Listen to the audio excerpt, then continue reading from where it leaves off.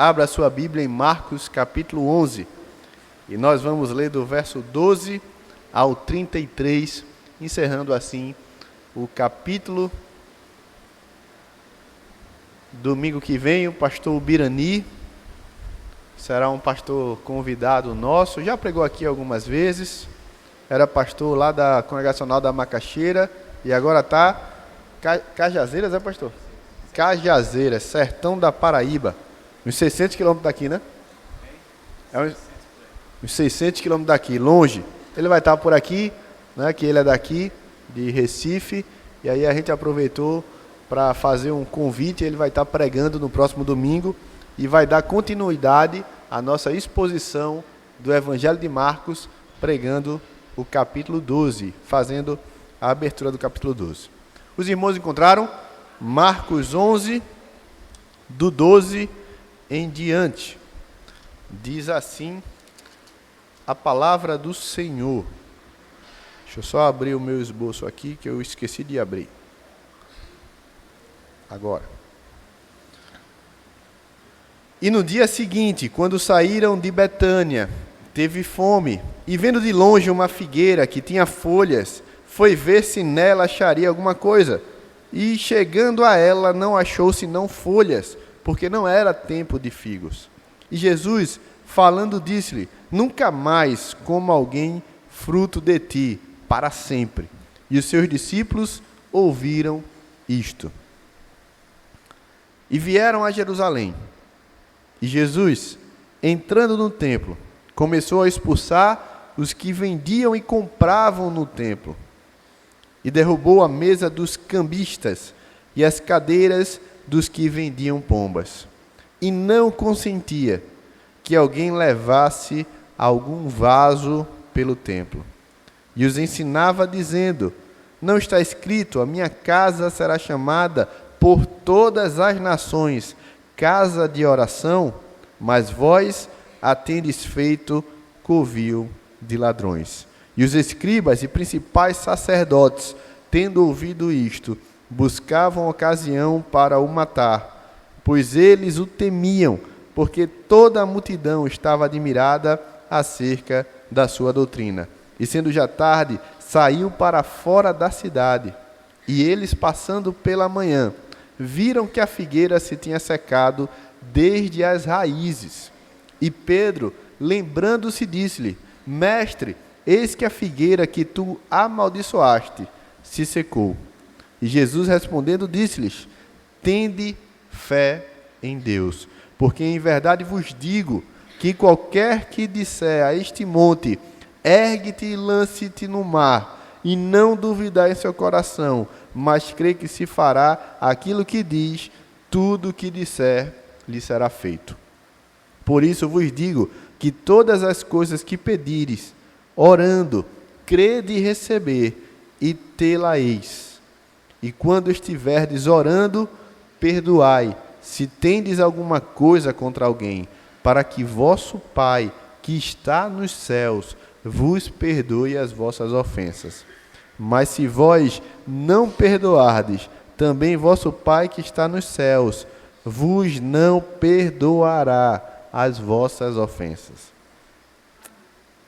E tornaram a Jerusalém, e andando ele pelo templo, os principais sacerdotes e os escribas e os anciãos se aproximaram dele e lhe disseram: com que autoridade fazes tu estas coisas?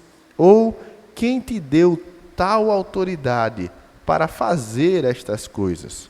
Mas Jesus respondendo disse-lhe: também eu vos perguntarei uma coisa, e responder-me-ei, e então vos direi com que autoridade faço estas coisas. O batismo de João era do céu ou dos homens? Respondei-me. E eles arrazoavam entre si, dizendo: se dissermos do céu, ele nos dirá: então, por que não crestes? Se, porém, dissermos dos homens, tememos o povo, porque todos sustentavam que João verdadeiramente era profeta.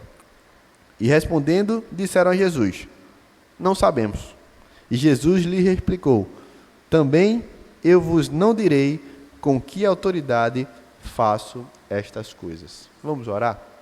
Deus, que em nome de Jesus a tua palavra venha iluminar o coração daqueles que estão nesse recinto, ouvindo do Evangelho do Senhor, aqueles que também nos acompanham nessa transmissão via internet, que o Senhor possa, em nome de Jesus, fazer com que o teu Espírito leve essa mensagem de graça, essa mensagem do poderoso e glorioso Evangelho do Reino, e que gere transformação de vida, em nome do Cristo vivo, a quem pregamos e anunciamos. Amém. Amém, queridos? Vimos semana passada, no começo do capítulo 11, e hoje estamos encerrando o capítulo, a entrada triunfal de Jesus. Jesus entrando de maneira pública e nada discreta, como o rei dos judeus, o rei das nações, o Messias vindo da casa de Davi, tão esperado. E no final disso, que é um versículo antes daquele que a gente começou a ler, lá no versículo 11, já tinha dito que Jesus havia entrado em Jerusalém, no templo, e tendo visto tudo ao redor, como já era tarde, foi embora e foi para Betânia descansar com os 12. Depois de toda a entrada triunfal de Jesus, daquela proclamação de seguidores de Jesus, mais um grupo que lá estava em Jerusalém e que faz coro com os seguidores de Jesus e começam a clamar: Hosana, bendito é o que vem em nome do Senhor.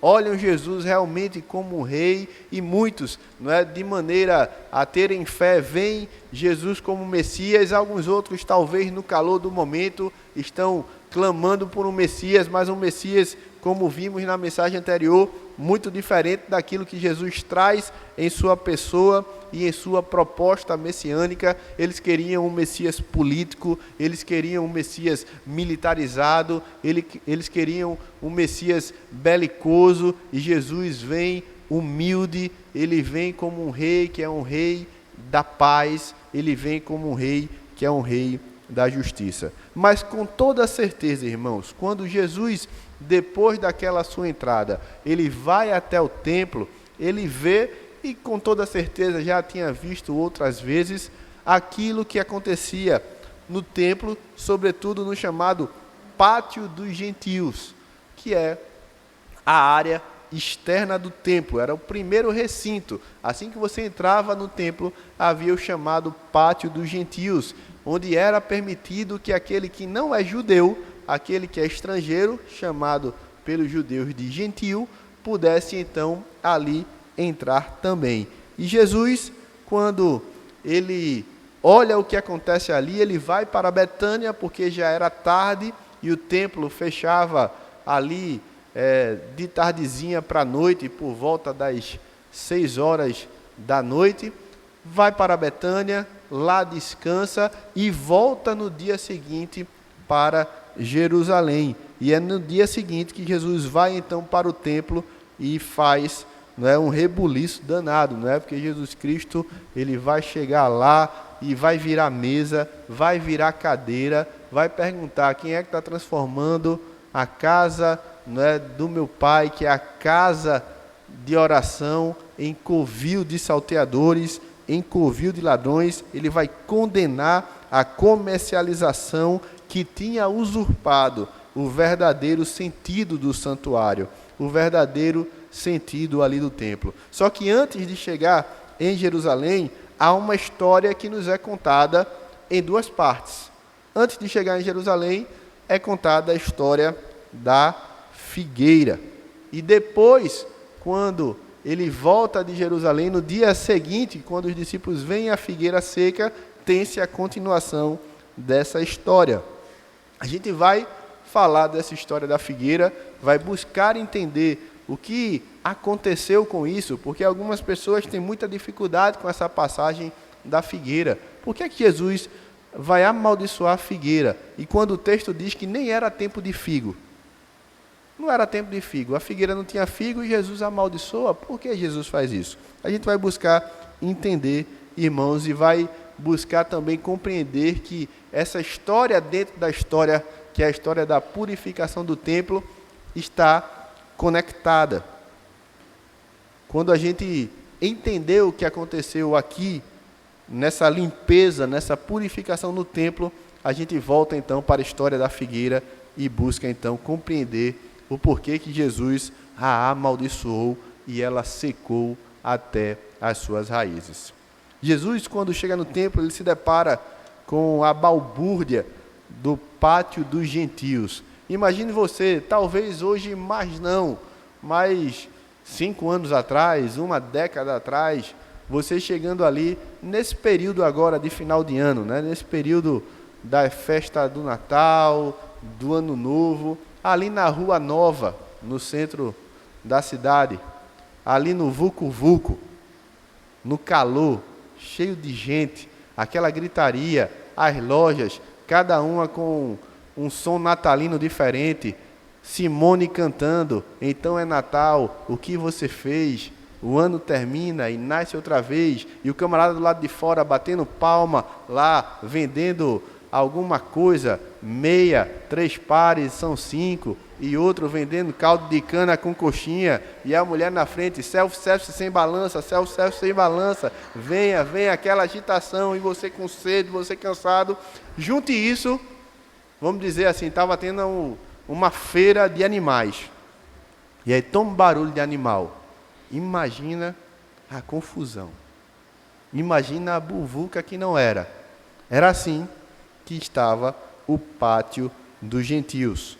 Como disse noutra ocasião, irmãos, a festa da Páscoa era a festa mais importante de todo o calendário judaico, que era um calendário muito festivo. O povo de Deus é um povo que gosta de festa e que ama a festa. Viu essa história de que o povo de Deus é carrancudo, é chato, não quer saber de nada? Isso não existe não, viu? O povo de Deus é um povo festeiro também. Só que existe ordem, decência, solenidade. A grande diferença é essa. A nossa festa não é festa para dar lugar à carne, pelo menos não deveria ser. A nossa festa também é uma festa onde nós lembramos e glorificamos de Deus e de seus estatutos. Então a festa da Páscoa era uma festa onde se tinha uma lei para que todo judeu, num raio de 12 a 15 quilômetros, fosse para Jerusalém na festa da Páscoa. E aí Jerusalém ficava lotada, muita gente ia para a cidade nesse período, e era nesse período que eles iam então fazer sacrifícios. Então o templo ficava bastante lotado. Assim como a cidade estava lotada, o templo também tinha muita gente. E dessas pessoas, muita gente vinha de fora, que não era da região ali da Judéia, que não era da Jerusalém, e até mesmo judeus que moravam para além, da Judéia e para além da Galileia, moravam realmente em território gentílico. Eles vinham até o templo e com isso eles iam então fazer uma troca de moedas, porque eles tinham que pagar o imposto anual do templo. E além da troca de moedas, eles também aproveitavam para comprar o animal do sacrifício. Até aí essas duas coisas não são problemáticas, irmãos. Seriam facilitações, porque lembram que eu falei que Jesus, saindo de Jericó para Jerusalém, foi cerca de 25 quilômetros, como daqui para o Varadouro, ali em Olinda. A pé, subida, descida, enfrentando o deserto. Então imagine você, numa caravana dessa, trazendo um cordeiro. Podia acontecer alguma coisa com o animal, ele podia adoecer. Ou um lobo, uma fera selvagem, poderia, se desse bobeira, abocanhar o cordeiro no caminho. Então muita gente deixava para comprar o animal em Jerusalém, sobretudo as pombinhas, as aves, que segundo a liturgia judaica, que está lá na legislação mosaica, lá no Levítico, quem oferecia as aves eram os mais pobres. Eram aqueles que não tinham condição de sacrificar o cordeiro. Então, eles sacrificavam pombinhas, rolinhas, esses animais menores, essas aves, e compravam essas aves ali no templo, no pátio dos gentios. É por isso que o texto diz, não é, que Jesus vai revirar as cadeiras daqueles que comercializavam as pombas. Então, o pátio dos gentios tinha essa parte que esse comércio deveria facilitar a vida dos peregrinos. Só que acontece algo aqui, irmãos. O caráter sacro não existia mais. Era tudo uma grande muvuca.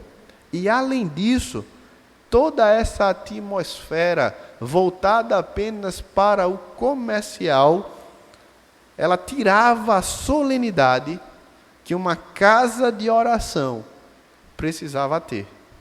Jesus vai então evocar o profeta Isaías para lembrá-los que uma casa de oração significa que o pátio dos gentios também deveria ser tão sagrado quanto os demais recintos do templo. Não é porque o pátio dos gentios era a área externa e que permitia gentios não judeus de estarem lá, que aquele local não deveria ter solenidade ou reverência. É uma casa de oração. E era ali, partindo do pátio dos gentios, que toda a solenidade precisava começar.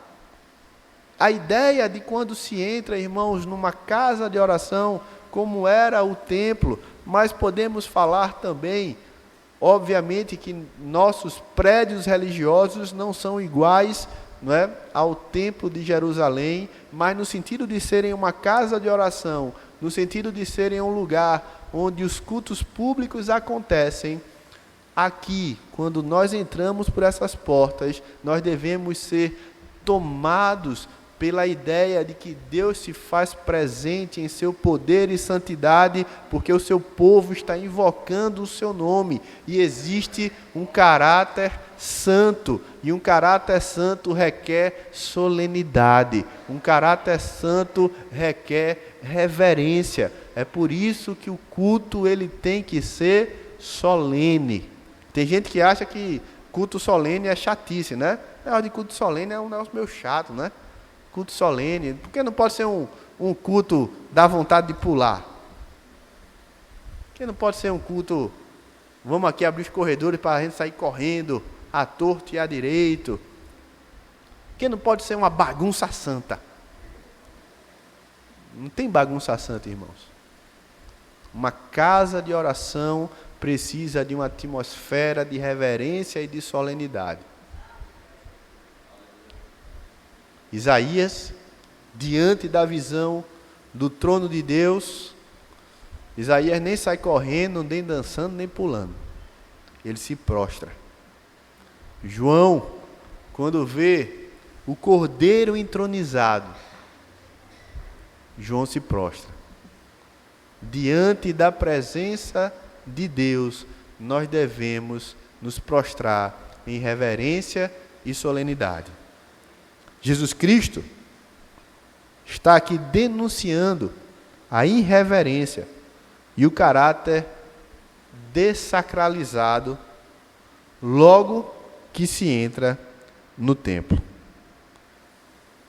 Mas além disso, irmãos, existia algo também que com certeza despertou essa fúria santa de Jesus. Por quê? Porque essa troca cambial que eu falei, que deveria servir para que as pessoas trocassem as moedas estrangeiras pela moeda local e pagassem o imposto do templo, e também para que facilitassem a vida dos peregrinos que vinham de muito longe e tivessem um animal para sacrifício, ao invés de ser algo para o bem, estava sendo usado para o mal. Existia um esquema corrupto aqui. Existia uma inflação muito grande na troca de moedas. O pessoal vinha com a moeda estrangeira e esse esquema corrupto, que era chefiado pelos chefes do templo, os sacerdotes que administravam o templo, inflacionavam a moeda local e diminuíam a moeda estrangeira, e aí o pessoal tinha que dar muito mais do que era devido. Era um esquema fraudulento, assim como era fraudulento a venda dos animais. Taxas e preços inflacionados que prejudicavam, sobretudo, os mais pobres. Como disse, quem é que comprava a pombinha, a ave para sacrificar? Era o pobre. Lembrem quando Maria e José vão para o templo apresentar o menino Jesus. O sacrifício deles não é um cordeiro, são aves pequenas. Por quê? Porque a família de Jesus era pobre. E aí o que é que acontecia aqui? Acontecia duas coisas. Uma era a inflação do preço do animal e a outra era o esquema que era o seguinte: o animal estava em boas condições, mas tinha um sacerdote e inspetor que dizia: esse animal não está de acordo com a lei não pode sacrificar. Aí o camarada fazia: e agora, o que é que eu faço? Vá na barraca de fulano de tal e compre lá o animal. E aí ele ganhava a comissão. O animal não tinha defeito, o animal não tinha nenhum impedimento, segundo as normas ritualísticas aqui, mas eles diziam que tinham. Por quê? Porque eles queriam embolsar um trocado. E tinha um esquema com os vendedores. E o preço muito alto, há um comentarista que diz que uma literatura rabínica dessa época mostra que uma pombinha era vendida por uma moeda de ouro. E aqui, irmãos, uma moeda de ouro é muita coisa. E o rabino diz o seguinte: vendam pelo menos por uma moeda de prata, o que também já era muita coisa. Mas ele diz assim: pelo menos por uma de prata. Vocês estão pedindo uma moeda de ouro por uma pombinha. Corrupção, irmãos. E a pior corrupção possível, a corrupção que se atrela à religião. E aí nós temos a ira de Jesus. A ira de Jesus contra a exploração dos adoradores. Exploração orquestrada pelos sacerdotes. Os sacerdotes deveriam promover uma adoração santa e solene, mas estavam pensando em lucrar às custas dos que iam até o templo exercer o seu dever religioso. A exploração da fé é algo que irrita a Jesus, e Jesus cita então Jeremias 7:11. Jesus vai citar Jeremias 7:11, que diz assim: eu vi, e isso é o Senhor dizendo pelo profeta Jeremias, eu vi que transformaram a minha casa numa caverna de salteadores. E aqui a ideia é que quando as pessoas viajavam pela estrada, lembrem, por exemplo, da parábola do bom samaritano, que na estrada ele vai ser pego por ladrões que vão espancá-lo e roubar aquilo que era seu.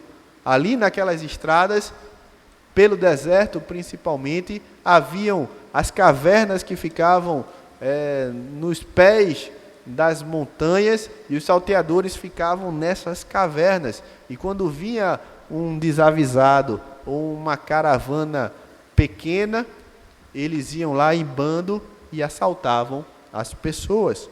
E Jesus usa o que o profeta Jeremias já havia denunciado há tempos atrás, usa as mesmas palavras para dizer que aqueles cambistas e aqueles vendedores de pombas estavam fazendo da casa do Senhor uma caverna, uma casa, um abrigo para ladrões.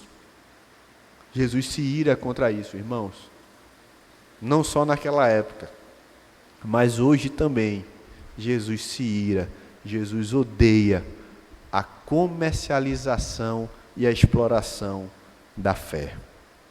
E além dessa ira contra a mercantilização da fé, Jesus também vai se irar contra outra coisa. Jesus vai se irar contra o exclusivismo do judeu. O judeu que fazia do pátio dos gentios, que era o único lugar, como falei, que permitia o acesso ao não-judeu, ter se tornado uma espécie de mercado público e não um local propício para adoração. E aí Jesus vai citar também, além de ter citado Jeremias, Jesus vai citar Isaías. E aqui eu quero deixar registrado algo, irmãos. Vejam como Jesus citava as Escrituras. Vejam como Jesus citava as Escrituras. Da mesma forma tem que ser com a gente. As Escrituras devem estar em nossos lábios. E em ocasiões propícias, nós devemos ter um texto da Escritura para pensarmos e refletirmos acerca de nossas ações, seja qual for a circunstância distinta.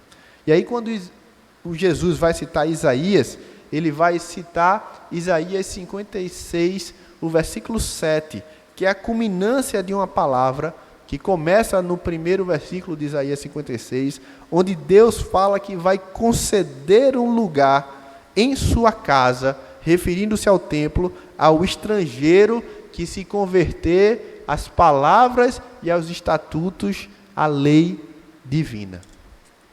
Jesus está aqui evocando, irmãos, algo que Deus tinha dito a Isaías, lá no capítulo 56, anote aí e leia depois em sua casa. Isaías 56, do 1 ao 7. Deus diz ali que vai reservar um local em sua casa para que o estrangeiro o adore. Antigo Testamento. Notemos que uma visão exclusivista da salvação, que muitos judeus tinham, a salvação é só para nós. A salvação é só para quem é judeu. Quem não é judeu já está condenado. Isso nunca existiu, irmãos. Os judeus foram escolhidos com um propósito. Eles seriam a luz para os gentios, a luz para as nações. Mas muitos pegaram as promessas e transformaram as promessas em uma espécie de aliança exclusivista. Lembram de Jonas? Prega o arrependimento para os ninivitas, a contragosto, e quando os ninivitas se convertem, ele acha ruim. Esse povo tem que se salvar, não. Esse povo tem que virar palha para o fogo. A salvação é para o judeu. Isso não existe, irmãos, no plano salvífico do Senhor. O Senhor é Senhor de todos os povos. O Senhor é Rei das nações. O Senhor veio para toda a gente. O Senhor veio para todo aquele que nele crê. Os judeus eram um canal de bênção. Mas, infelizmente, muitos não agiram assim. Olhem o verso 17 aqui do capítulo 11. Jesus os ensinava dizendo: não está escrito, a minha casa será chamada casa de oração por todas as nações, não só para o judeu. Não era só o judeu que diria: essa aqui é a minha casa de oração, a sua não. Coisa de menino pequeno, né? Quando tem um brinquedo ou alguma coisa, e às vezes assim, é meu, não te dou. E a outra criança fica, né? Poxa, queria compartilhar da brincadeira, queria compartilhar do brinquedo. Então eles tinham o templo, eles tinham a aliança, eles tinham as promessas como sendo algo que eles tinham para não compartilhar, quando deveria ser o oposto. Jesus, ele vai se irar contra esse exclusivismo judaico que impedia que os estrangeiros, que impedia que as nações viessem ali no templo, naquele pátio, fazer suas orações, prestar sua adoração e honrarem a Deus, porque toda criatura, toda terra, todo homem, toda mulher, seja de qualquer etnia, seja de qualquer cultura, seja de qualquer língua, ele deve adorar e glorificar o nome do Senhor. Mas aquele esquema e aquela atmosfera de vucu-vucu do centro do Recife fazia com que aquele recinto fosse tudo menos um lugar de adoração reverente. Por fim, Jesus vai se irar contra uma religiosidade infrutífera. Todo o esquema sujo dos sacerdotes foi denunciado por Jesus. e estes então se iram e tramam a morte do Senhor. Esses homens, eles tinham uma religiosidade que era externalizada no rito, externalizada na lei, mas o rito que não produz uma vida piedosa é semelhante à figueira que secou. É inútil, não vale de nada. Então, voltando para a história da figueira, nós vemos que quando Jesus acorda de manhã, observa a figueira e vê que a figueira tinha muitas folhas. E a figueira, com muitas folhas, era um indicativo de que teria também frutos. O texto diz que não era tempo de figo. Não era tempo de figo, ordinariamente falando. Mas aquela figueira, quando apresentou a folhagem, parecia então ser uma figueira que estava produzindo fruto, que estava produzindo seus figos fora de tempo. Então Jesus vai lá para encontrar figos nela, mas era propaganda enganosa. Ela só tinha folha, mas ela não tinha fruto. Bem verdade, não era tempo de figos, mas a figueira estava dando sinais de que tinha frutificado. E aí Jesus, ao não colher fruto nela, o que é que vai fazer? Vai dizer: nunca mais produza frutos. E quando ele purifica o templo e volta, aquela figueira está totalmente seca, desde as suas raízes. O que significa que estava morta, infrutífera para sempre. E os discípulos se espantam. Mestre, Pedro diz, a figueira que o Senhor amaldiçoou ontem está seca até a raiz. Por que é que isso aconteceu? A figueira sem frutos, meus irmãos, ela serviu aqui como uma ilustração, como se fosse uma das muitas parábolas que Jesus contou, todavia teatralizada, encenada, ilustrada ali, por meio daquela figueira, da condenação da nação de Israel pela sua religiosidade infrutífera. Muita folhagem pode até ter o seu aspecto de beleza. Uma árvore com suas folhas tem o quê? Ornamental. Mas uma árvore frutífera, irmãos, ela deve dar frutos. Uma árvore frutífera, ela só tem utilidade dando frutos. Assim como a verdadeira religião. Assim como a verdadeira devoção. A verdadeira religião, ela tem que frutificar. Os judeus tinham lá o seu belo templo, reformado por Herodes. Eles seguiam com os ritos, eles seguiam com as festas. Jerusalém estava lotada, o templo estava lotado. Eles seguiam com a sua religiosidade. Ainda por cima, eles eram um povo que estavam sendo preparados para o advento do Messias, para a chegada do Salvador. Jesus entra e diz: eu sou o Messias, eu sou aquele que havia de vir da casa de Davi, eu sou o filho de Davi, meu trono será para sempre. Mas aquele povo, com seu belo templo, com sua bela festa, com suas belas indumentárias, com as suas promessas, eles não produziam fruto para a piedade. Eles rejeitaram o Salvador. Eles foram os escolhidos, como mencionado, para serem luzeiro do mundo, luz para os gentios. Só que não eram assim que se portavam. Religiosos, sim, eles eram. Piedosos, não. Folhas e mais folhas, mais fruto que é bom, nada, zero. A figueira que secou até as suas raízes, ela foi amaldiçoada, meus irmãos, como um sinal de Cristo, para que os discípulos entendessem que Israel estava sendo condenado pela sua hipocrisia e pela sua incredulidade. A maldição consistiu em ter de maneira irreversível a condição que já se apresentava. A figueira já não tinha frutos e ficou sem produzir frutos de uma vez por todas. Israel não deu frutos. Jesus veio para os seus e eles o rejeitaram. Eles não creram. Eles não creram na pregação do seu Senhor. E continuaram assim. Continuam assim. Rejeitaram o Filho e rejeitaram o Pai, que enviou o Filho.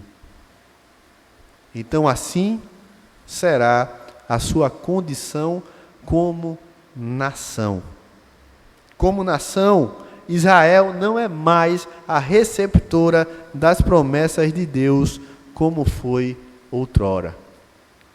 Eu sei que em meio a essa guerra de Israel contra o Hamas, borbulham na internet várias mensagens acerca daquilo que está acontecendo no Oriente Médio, na Palestina, e muitas pessoas se voltam para várias passagens bíblicas para falarem coisas que, perdão dizer aqui, irmãos, não coadunam com a mensagem total da Escritura. Paulo, usando a imagem da videira, lá em Romanos 11, ele vai dizer que galhos foram cortados e outros galhos foram enxertados.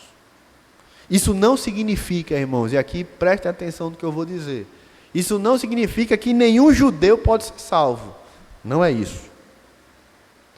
Tampouco isso deve gerar uma espécie de sentimento antissemita. Não, não, não. Devemos orar pelos judeus, devemos pregar para eles o Evangelho. Só não pensemos, e aqui está o engano, só não pensemos que a restauração da nação tem um significado escatológico ou teológico. Jesus comprou para si, meus irmãos, como está lá em Apocalipse 5:9, um povo que é composto de várias tribos, línguas e nações. E desses vários povos, ele torna um povo só, a sua igreja. E isso inclui judeus também. Na igreja do Senhor, há brasileiro, há argentino, há chileno, australiano, chinês, japonês, estadunidense, judeu, árabe. É bem verdade que a maioria dos países árabes são países muçulmanos. Árabe é etnia, muçulmano é a religião.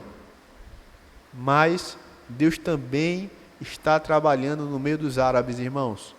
E há muitos que são convertidos ao Senhor. Muitos até, por se converterem, morrem, perdem a sua cidadania, perdem as suas casas, perdem suas famílias, mas o Senhor também opera no mundo árabe. Por mais que o Estado que tem uma lei religiosa muçulmana forte, que segundo a lei islâmica não pode haver pregação de outra religião e nem conversão a outra religião, mesmo com isso, o Evangelho de Cristo não será detido. Pessoas estão sendo salvas. Assim como judeus. Há muitos judeus, louvado seja o Senhor, que hoje reconhecem que Jesus Cristo é o Messias. Mas, como nação, como foi outrora, essa nação não será restaurada com planos salvíficos, soteriológicos e escatológicos. Cumpre a igreja ser aquela que leva o evangelho até o fim. O caráter temporário da nação e daquele pedaço de chão era apenas um protótipo daquilo que Deus queria fazer desde sempre. Era transformar toda a terra e a sua plenitude em seu templo, em seu santuário, para que a sua glória não seja uma glória que fique ali compartimentada apenas no Santo dos Santos. Deus quer que a sua glória encha a terra. E isso compete a um plano salvífico que não é exclusivista, mas que é para todos.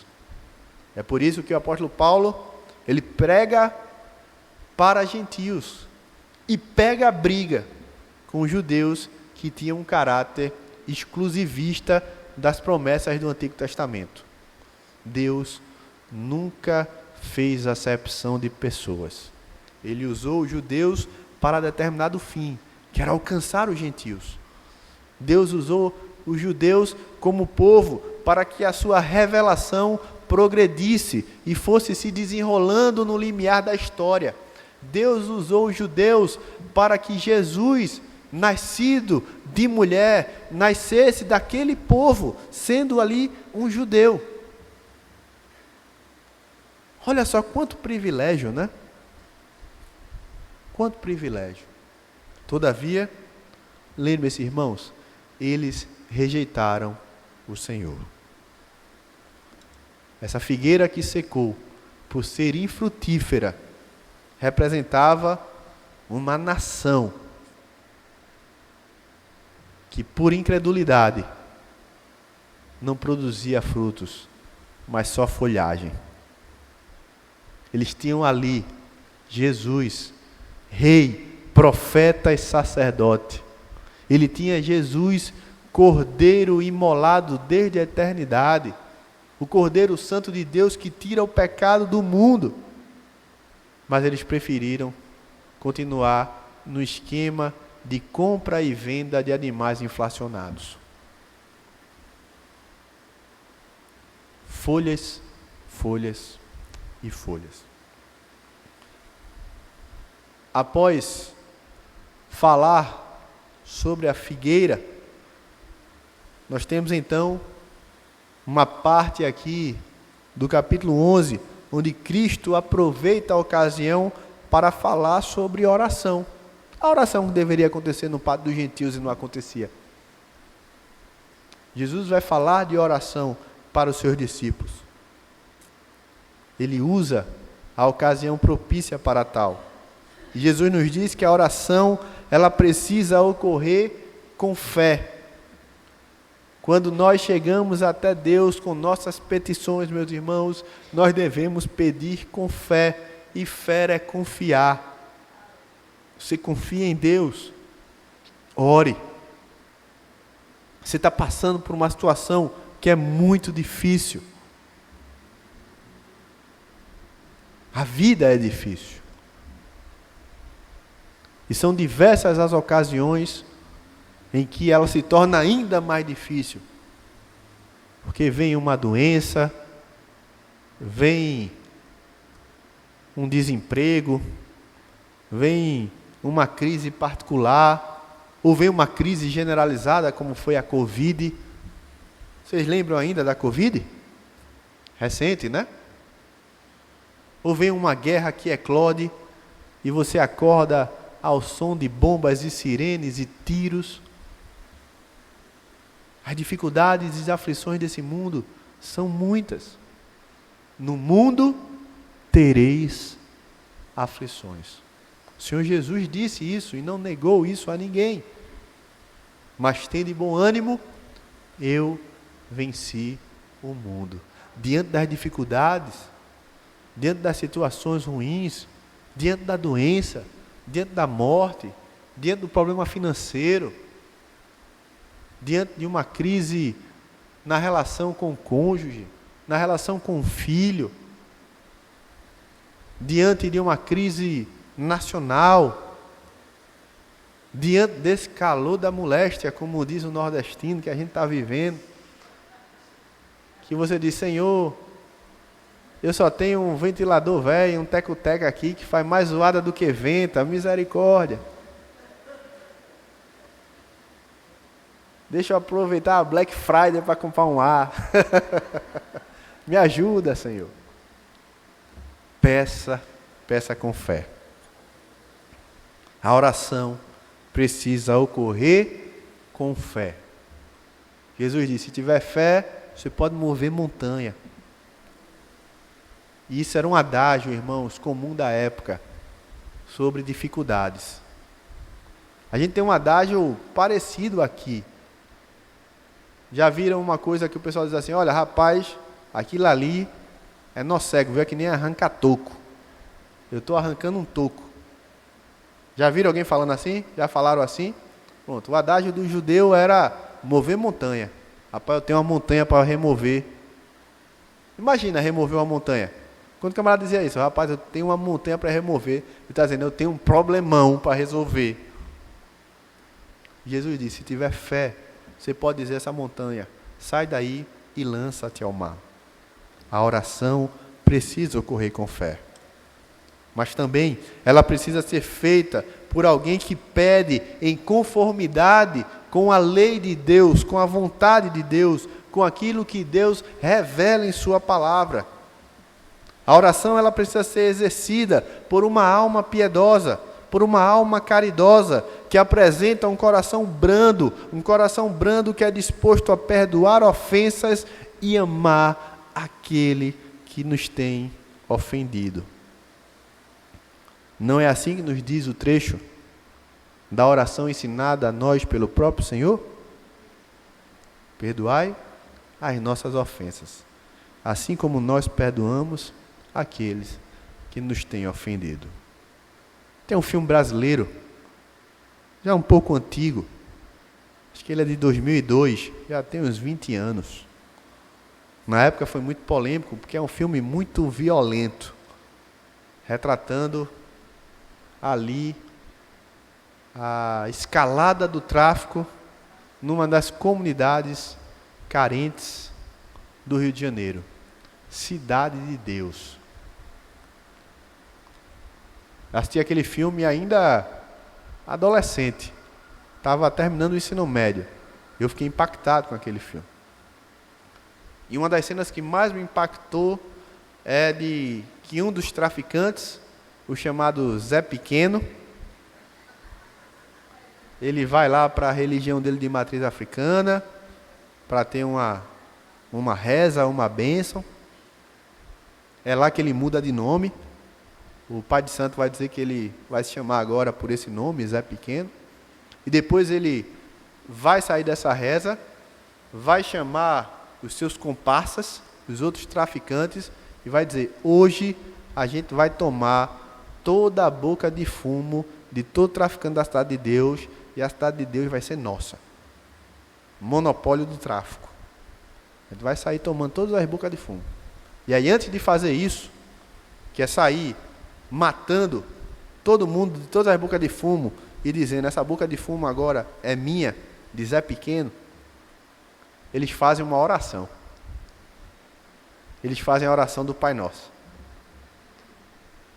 Aquela cena sempre ficou na minha mente como uma ilustração da religiosidade vazia e infrutífera.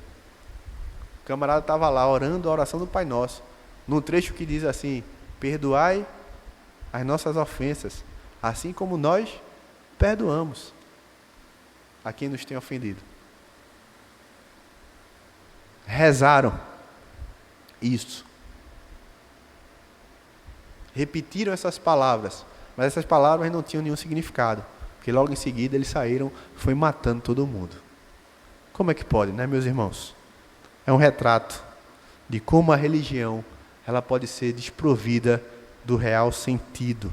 Sem amor, de nada valerá.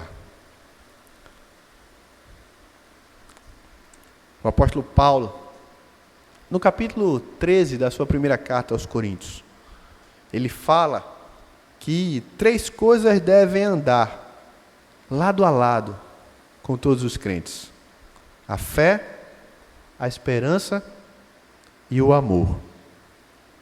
E dessas 3 coisas, há uma que deve se sobressair. Qual é? O amor. O amor ainda é a mais importante das 3. E o que é o perdão, meus irmãos? O que é o perdão ensinado por Jesus? É nada mais, nada menos que o amor demonstrado de maneira prática. Após ensinar sobre a oração, ir para Betânia, Jesus volta ao templo no dia seguinte. E quando ele volta, ele é cercado por um grupo, composto dos maiorais dos sacerdotes, dos anciãos. Aquela ali era a patrulha do Sinédrio, que era um órgão religioso dos judeus. Era a nata religiosa, os bambambãs sacerdotais. E eles começam então a questionar Jesus. Eles passam a questionar Jesus dizendo: com qual autoridade você fez aquilo ali que você fez ontem? Eles estavam irados. Lembrando que eles foram também ali, né, denunciados nas palavras de Jesus, porque eles eram chefes do esquema. Quem te deu autoridade para fazer aquele tumulto, para dizer aquelas palavras, para derrubar mesa e derrubar cadeira? Quem te deu autoridade? E aí, Cristo, ele vai dizer com muita perspicácia algo assim. Eu vou dizer, mas antes eu quero que vocês me respondam aqui uma pergunta. Se vocês me responderem, eu respondo qual é a minha autoridade. O batismo de João era do céu ou era dos homens? Aí você pode estar perguntando aí, o que é que tem a ver uma coisa com a outra? O que é que tem a ver? Tem tudo a ver, meus irmãos. E Jesus, ele é muito sábio. E Jesus, ele é muito perspicaz. É tanto que eles não vão dar uma resposta para Jesus. Qual é a situação aqui? João, profeta, foi aquele que batizou quem? Vocês lembram? Dentre tantas pessoas, ele também batizou a Jesus. E João, principalmente depois que Herodes o mandou matar a pedido de Herodias, João ganhou muito mais fama de profeta verdadeiro. Por quê? Porque no Antigo Testamento os profetas verdadeiros, eles morriam ao fio da espada. E como João morreu da maneira que morreu, decapitado, o povo começou: rapaz, esse camarada era um profeta verdadeiro mesmo. A vida dele acabou-se ao fio da espada por Herodes, que era conhecido como um rei iníquo. Então a popularidade de João aumentou muito depois de sua morte. Quando Jesus lança esse dilema, se a resposta deles, porque eles temiam o povo que era favorável a João, e se eles quisessem ficar de bem com o povo e disser assim: não, João era profeta, o batismo dele era um batismo do céu, veio de Deus. Jesus ia dizer: pois não, eu me submeti ao batismo de João, e aconteceu somente isso. Quando eu me batizei, os céus se abriram e uma voz do alto disse: este é o meu filho amado, a ele ouvi. Está aí a autoridade que vocês querem. E se eles dissessem não, ele não era profeta, o povo podia se rebelar e dizer: como não? Quem são vocês? Vocês estão aí com esquemas fraudulentos. Aquele homem morreu pela espada, vivia no deserto. E aí poderia gerar-se um tumulto.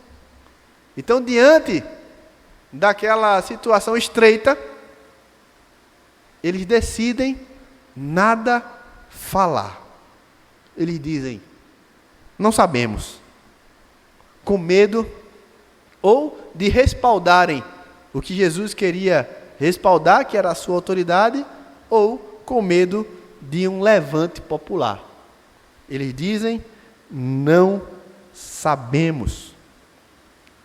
Preocupados em manter a aparência. Aquele grupo vai sufocar a verdade. Fato é que eles não parecem se importar com a verdade. Eles querem manter o seu status. Eles querem manter a aparência. Eles querem continuar tirando vantagem de sua posição. Frutos não são sua preocupação.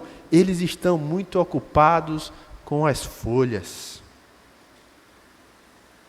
Esses homens se assemelham a Adão e Eva lá no jardim.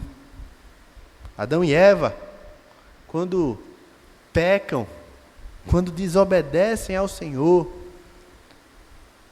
lá no capítulo 3 de Gênesis vai dizer que eles escutam os passos do Senhor, e aí eles se escondem, eles fazem uma vestimenta improvisada com o quê? Com folhas. Eles querem encobrir a sua nudez com folhas, mas folhas não cobrem pecado. Folhas sem frutos não têm serventia. Eu queria aplicar, irmãos, essa mensagem de hoje, trazendo algumas perguntas para a nossa reflexão. Ativismo, moralismo, vida dupla, simulação de espiritualidade, exibicionismo da fé, utilitarismo religioso, que é usar a religião para determinado fim, e há muita gente que faz isso. Tudo isso pode ser uma linda de uma folhagem, mas a pergunta é: onde estão os frutos? Onde estão os frutos? Jesus não quer saber de folha. Jesus não quer saber de ornamento. Jesus não quer saber de aparência de piedade. Jesus quer uma vida piedosa.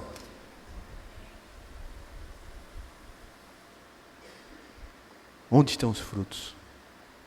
Onde estão os frutos da tua vida? Você pode ter um vocabulário crentez muito bonito. Você pode ter uma indumentária religiosa muito bonita. Você pode ter várias funções aqui na igreja.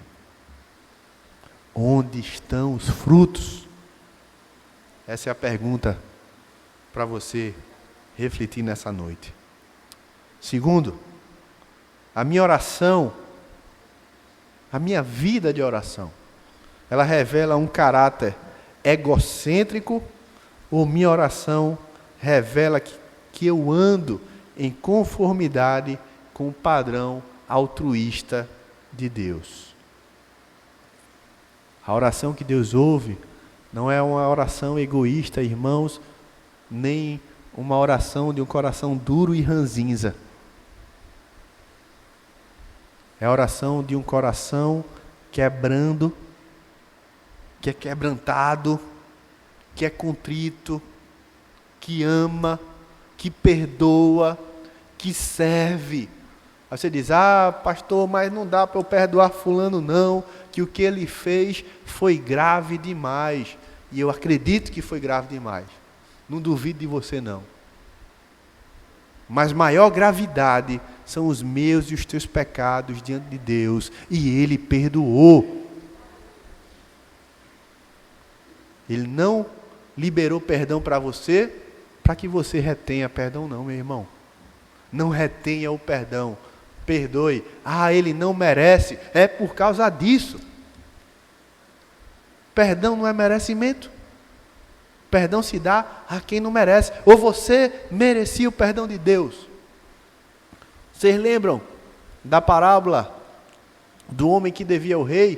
O pastor Heriberto contou aqui na nossa festividade a parábola e explicou a questão do valor, né? Era um valor que aquele homem nunca ia poder pagar em vida. E aí o rei foi lá e disse: tudo bom, tudo bem, eu vou perdoar você. Você não tem mais dívida. E aí quando ele sai do palácio do rei, ele vê um homem que está lhe devendo cerca de 3 meses de trabalho. Ele pega o homem pelo gogó, chama os guardas e diz: prenda esse homem, que esse homem está me devendo 3 meses. Ele acabou de ser perdoado de uma dívida que nem se ele vivesse 200 anos ele ia pagar. Como é que eu posso ter o favor de Deus? Como é que eu posso ter o perdão de Deus? Como é que eu posso clamar pelas misericórdias divinas na minha vida se eu retenho o perdão? Não retenha o perdão. Perdoe a pessoa que te fez sofrer ou te faz ainda, a pessoa que te machucou ou te machuca ainda, a pessoa que falou mal de você ou ainda fala. Perdoe. Jesus perdoou a tua multidão de pecados.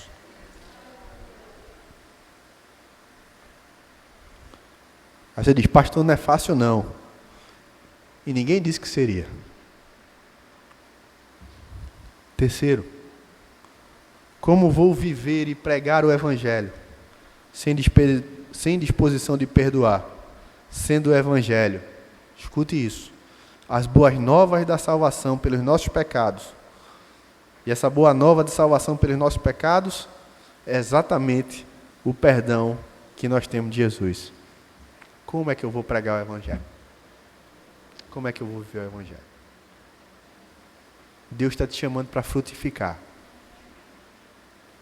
Esta passagem do Evangelho, um pouco dura, é bem verdade, mas é um alerta para que a gente não tenha uma vida de folhagem, não tenha uma vida meramente religiosa. O C.S. Lewis tem uma frase, que é uma frase que eu gosto muito, que diz: dos homens maus, os homens maus religiosos são os piores de todos. Não seja um sepulcro caiado. Não seja um hipócrita. Não seja infrutífero. Não se preocupe com folhas, com aparência ou com ornamento. Lembre-se, e esse é o título que eu dei para a mensagem de hoje: folhas não cobrem o pecado. O que você precisa é demonstrar frutos. E o Senhor Jesus nos deu o Espírito Santo, para que através do Espírito Santo possamos frutificar. Os frutos do Espírito serão desenvolvidos na minha vida e na sua vida, se a nossa preocupação não for apenas na folhagem. Viva a verdadeira religião para Deus, uma vida santa em obediência ao seu santo Evangelho.